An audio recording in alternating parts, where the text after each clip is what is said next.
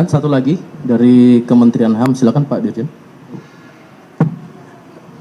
Terima kasih. Assalamualaikum warahmatullahi wabarakatuh. Selamat sore, salam sejahtera buat kita semua. Yang saya hormati rekan-rekan media. Jadi pertama-tama tentu saja kita sangat berduka cita, sangat belasungkawa atas kejadian ini. Ya, kita sangat bersimpati terhadap korban, keluarga korban. Nah, kami dari Kementerian HAM menaruh atensi terhadap peristiwa ini. Dari sisi pemerintah sudah jelas, pemerintah menghendaki, sudah menyampaikan secara gamblang, terbuka, agar ada penegakan hukum yang serius, ya, yang tegas atas peristiwa ini. Dan oleh karena itulah saya sebagai Direktur Jenderal Pelayanan Kepatuhan Hak Asasi Manusia di Kementerian HAM RI datang ke sini untuk mengetahui secara langsung bagaimana proses penegakan hukum yang berjalan di sini.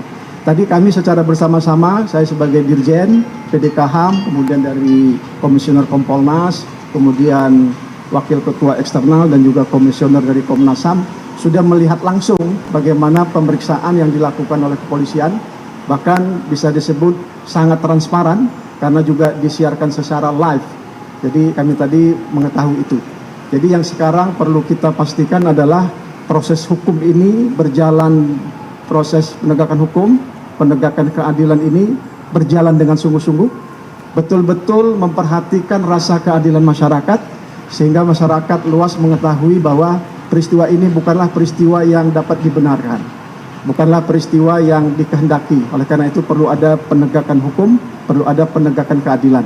Dan polisi sedang bekerja untuk itu. Dan marilah sama-sama kita berikan kesempatan kepada polisian untuk melakukan proses penegakan hukum ini, penegakan keadilan. Dan kita harap juga, karena tadi ada lembaga eksternal pengawas dari Komnas HAM, dari Kompolnas, bisa terus secara intensif untuk memastikan penegakan hukum, penegakan keadilan atas kasus ini berjalan yang betul-betul bisa mencerminkan rasa keadilan masyarakat. Saya kira itu, dan tentu saja kita menginginkan supaya suasana tenang, damai, terjaga dalam kehidupan berbangsa dan bernegara kita, karena kita juga harus menghormati ada banyak masyarakat yang menghendaki untuk hidup tenang damai di Republik Indonesia ini. Jadi saya kira kalau kita terbawa suasana yang semakin tidak terkendali, nanti itu harga kemanusiaannya justru sangat tinggi dan akan merugikan masyarakat luas sendiri. Saya kira itu, sekali lagi sama-sama mari kita kawal, kita awasi proses penegakan hukum yang ada di kepolisian. Kami juga dari Kementerian HAM tentu nanti ke depan akan terus mencermati bagaimana proses ini berlangsung. Saya kira itu, terima kasih. Wassalamualaikum warahmatullahi wabarakatuh. Terima kasih Bapak Dirjen. Rekan-rekan